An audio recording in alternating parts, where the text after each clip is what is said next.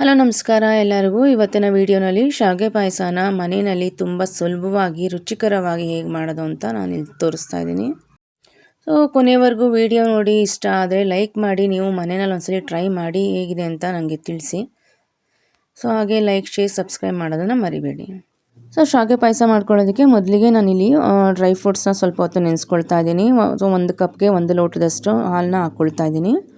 Dry fruits ನಾನಿಲ್ಲಿ ತೊಗೊಂಡಿರೋದು 2 walnut, ಹಾಗೆ ಸ್ವಲ್ಪ ಪಿಸ್ತಾ, ಗೋಡಂಬಿ, ಬಾದಾಮಿ ಹಾಗೂ 2 ಏಲಕ್ಕಿ, ಹಾಗೆ ಒಂದು 5 ಕೇಸರಿ ದಳಗಳನ್ನ ಹಾಲ್ಗೆ ಹಾಕಿ ನೆನೆಸಿಟ್ಕೊಳ್ತಾ ಇದ್ದೀನಿ. ಒಂದು 10 ನಿಂದ 15 ನಿಮಿಷ ನೆನೆಸಿಟ್ಕೊಳ್ತಾ ಇದ್ದೀನಿ.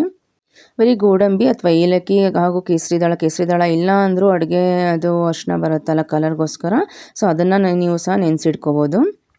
ಒಂದು 10 to 15 ಮಿನಿಟ್ಸ್ ಆದ ನಂತರ ನಾನು ಅದನ್ನು ಮಿಕ್ಸಿಗೆ ಹಾಕಿ ಸ್ವಲ್ಪ ನುಣ್ಣಗೆ ರುಬ್ಕೊಳ್ತಾ ಇದ್ದೀನಿ. ಗೋಡಂಬಿ ಹಾಗೂ ವಾಲ್ನಟ್ ಏನು ಹಾಕಿರ್ತೀನಿ ಅದು ನುಣ್ಣಗೆ ರುಬ್ಬುತ್ತೆ. ಸೊ ಪಿಸ್ತಾ ಹಾಗೂ ಬಾದಾಮಿ ಮಾತ್ರ ಸ್ವಲ್ಪ ದಪ್ಪಕ್ಕೆ ರುಬ್ಬಿರುತ್ತೆ. ಅದನ್ನು ಸ್ವಲ್ಪ ಜಾಸ್ತಿ ಹೊತ್ತು ನೆನೆಸಬೇಕು, ತುಂಬ ನುಣ್ಣಗೆ ರುಬ್ಬಬೇಕಂದ್ರೆ. ಸೊ ಹಾಗಾಗಿ ಬಾದಾಮಿ ಮತ್ತು ಪಿಸ್ತಾ ಸ್ವಲ್ಪ ದಪ್ಪಕ್ಕೆ ರುಬ್ಬಿಟ್ಟಿಟ್ಕೊಂಡಿದ್ದೀನಿ. ಸೊ ಅದೆಲ್ಲ ರುಬ್ಕೊಂಡಿದ್ದಾದ ನಂತರ ನಾನಿಲ್ಲಿ ಸ್ಟವ್ ಆನ್ ಮಾಡಿ ಒಂದು ಪಾತ್ರೆನ ಇಡ್ತಾ ಇದ್ದೀನಿ ಪಾಯಸ ಮಾಡ್ಕೊಳ್ಳೋಣ ಅಂಥೇಳಿ. ಸೊ ಇದಕ್ಕೆ ಇದು ಪಾತ್ರೆ ಕಾದ ನಂತರ 1.5 ಟೇಬಲ್ ಸ್ಪೂನಷ್ಟು ತುಪ್ಪನ ಹಾಕ್ಕೊಳ್ತಾ ಇದ್ದೀನಿ. ಸೊ ತುಪ್ಪ ಚೆನ್ನಾಗಿ ಕಾದ ನಂತರ ನಾನಿಲ್ಲಿ ದ್ರಾಕ್ಷಿ ಗೋಡಂಬಿನ ಹಾಕ್ಕೊಳ್ತಾ ಇದ್ದೀನಿ. ಗೋಡಂಬಿ ಸ್ವಲ್ಪ ಸಣ್ಣದಾಗಿ ಕಟ್ ಮಾಡಿ ಹಾಕ್ಕೊಳ್ತಾ ಇದ್ದೀನಿ. ಹಾಗೆ ಈ ದ್ರಾಕ್ಷಿ ಏನು ಹಾಕಿರ್ತೀವಿ ಸ್ವಲ್ಪ ದಪ್ಪಕ್ಕೆ ಆಗೋವರೆಗೂ ಚೆನ್ನಾಗಿ ಫ್ರೈ ಮಾಡಿ ಆದ ನಂತರ ಅದೇ ಬೌಲ್ಗೆ ನಾನಿಲ್ಲಿ ಎತ್ತಿಟ್ಕೊಳ್ತಾ ಇದ್ದೀನಿ. ಸೊ ದ್ರಾಕ್ಷಿ ಗೋಡಂಬಿ ಹುರಿದಿದ್ದಾದ ನಂತರ ಅದೇ ತುಪ್ಪ ಏನು ಬಿಸಿ ಕಾದಿರುತ್ತಲ್ಲ ಅದಕ್ಕೆ ನಾನಿಲ್ಲಿ ಶಾವಿಗೆನ ಹಾಕ್ಕೊಂಡು ಹುರ್ಕೊಳ್ತಾ ಇದ್ದೀನಿ. ಇದು ರೋಸ್ಟೆಡ್ ಶಾವಿಗೆ ಅಂತಲೇ ಸಿಗುತ್ತೆ, ಆದರೂ ನಾನಿಲ್ಲಿ ಸ್ವಲ್ಪ ತುಪ್ಪಕ್ಕೆ ಹಾಕ್ಕೊಂಡು ಚೆನ್ನಾಗಿ ಸ್ವಲ್ಪ ಹುರ್ಕೊಳ್ತಾ ಇದ್ದೀನಿ. ಒಂದು 2 ಹಿಡಿ ಆಗುವಷ್ಟು, ಅಥವಾ ಚಿಕ್ಕ ಕಪ್ನಲ್ಲಿ 2 ಕಪ್ ನೀವು ಶಾವಿಗೆ ತೊಗೊಂಡ್ರೆ ಸಾಕಾಗುತ್ತೆ ಅರ್ಧ ಲೀಟ್ರ್ ಪ್ಯಾಕೆಟ್ ಹಾಲಿಗೆ. ಸೊ ಇದನ್ನು ಸ್ವಲ್ಪ ಹೊಂಬಣ್ಣ ಬರೋವರೆಗೂ ಚೆನ್ನಾಗಿ ಹುರ್ಕೊಳ್ತಾ ಇದ್ದೀನಿ ನಾನಿಲ್ಲಿ. ಸೊ ಶಾವಿಗೆನ ತುಪ್ಪದಲ್ಲಿ ಚೆನ್ನಾಗಿ ಹುರಿದಿದ್ದಾದ ನಂತರ ನಾನಿಲ್ಲಿ ಅರ್ಧ ಲೀಟ್ರ್ ಪ್ಯಾಕೆಟ್ ಹಾಲನ್ನ ನಾನಿಲ್ಲಿ ಹುರಿದಿದ್ದಂಥ ಶಾವಿಗೆ ಒಳಗಡೆ ಹಾಕ್ಕೊಳ್ತಾ ಇದ್ದೀನಿ.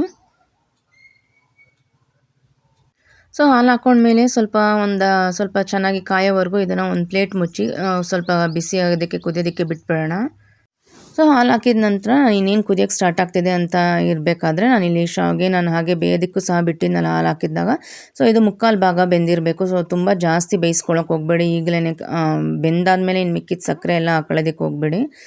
ಸೊ ಶಾವಿಗೆ ಒಂದು 3/4 ಭಾಗ ಅಷ್ಟು ಬೆಂದಿದೆಯಾ ಅಂತ ನೋಡ್ತಾ ಇದ್ದೀನಿ, ಫುಲ್ ಬೇಯಿಸ್ಕೊಂಡಿಲ್ಲ ಇವಾಗಲೇ. ಸೊ ಇದಾದ ನಂತರ ನಾನಿಲ್ಲಿ ಮೊದಲೇ ರುಬ್ಬಿಟ್ಕೊಂಡಿದ್ನಲ್ಲ ಒಂದು 10 ನಿಮಿಷಗಳ ಕಾಲ ಬಾದಾಮಿ, ಗೋಡಂಬಿ, ಪಿಸ್ತಾ, ವಾಲ್ನಟ್, ಕೇಸರಿ ದಳ ಮತ್ತು ಏಲಕ್ಕಿನ ನೆನೆಸಿ ಅದನ್ನು ನಾನು ರುಬ್ಬಿಟ್ಕೊಂಡಿದ್ನಲ್ಲ ಅದನ್ನು ಈ ಸ್ಟೇಜ್ನಲ್ಲಿ ಹಾಕ್ಕೊಳ್ತಾ ಇದ್ದೀನಿ. ಇದು ಹಾಕ್ಕೊಳ್ಳೋದ್ರಿಂದ ಒಳ್ಳೆ ಟೇಸ್ಟ್ ಕೊಡುತ್ತೆ ಮಾತ್ರ. ನೀವು ಇಷ್ಟು ನೆನೆಸಿ ಡ್ರೈ ಫ್ರೂಟ್ಸ್ನ ಈ ರೀತಿ ರುಬ್ಬಿ ಹಾಕೋದ್ರಿಂದ ಒಂದು ಒಳ್ಳೆ ಟೇಸ್ಟ್ ಕೊಡುತ್ತೆ ಶಾವಿಗೆ ಪಾಯಸಕ್ಕೆ ಮಾತ್ರ.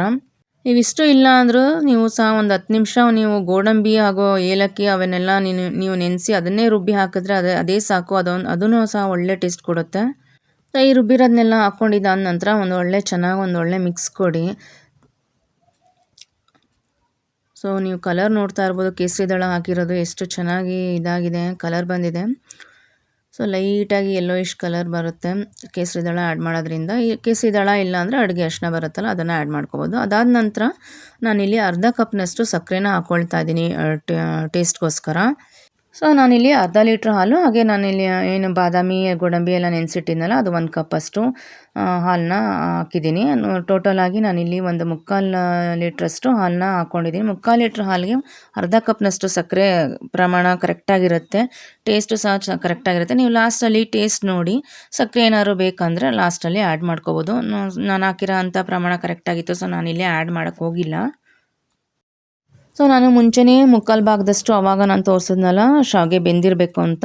ಸೊ ಈ ಪ್ರೋಸೆಸ್ ಎಲ್ಲ ಮಾಡೋ ಅಷ್ಟರಲ್ಲಿ ಇನ್ನೊಂದೆಲ್ಲ ಚೆನ್ನಾಗಿ ಬೆಂದ್ಕೊಳ್ಳುತ್ತೆ.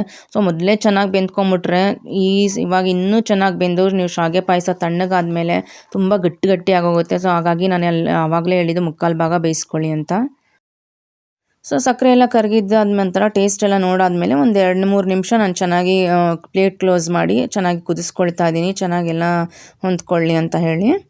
ಸೊ ಒಂದು 2-3 ನಿಮಿಷ ಚೆನ್ನಾಗಿ ಕುದಿದಾದ ನಂತರ ನಾನು ಇಲ್ಲಿ ಮೊದಲೇ ಹುರಿದಿಟ್ಕೊಂಡಿದ್ನಲ್ಲ ತುಪ್ಪದಲ್ಲಿ ದ್ರಾಕ್ಷಿ ಗೋಡಂಬಿದ ಅದನ್ನ ಹಾಕಿ ಒಂದು ಒಳ್ಳೆ ಮಿಕ್ಸ್ ಕೊಡ್ತಾ ಇದ್ದೀನಿ. ಇಷ್ಟೇ ಶಾವಿಗೆ ಪಾಯಸ, ಒಂದು ಒಳ್ಳೆ ಟೇಸ್ಟಿಯಾದಂಥ ಶಾವಿಗೆ ಪಾಯಸ ರೆಡಿ ಆಗಿರುತ್ತೆ.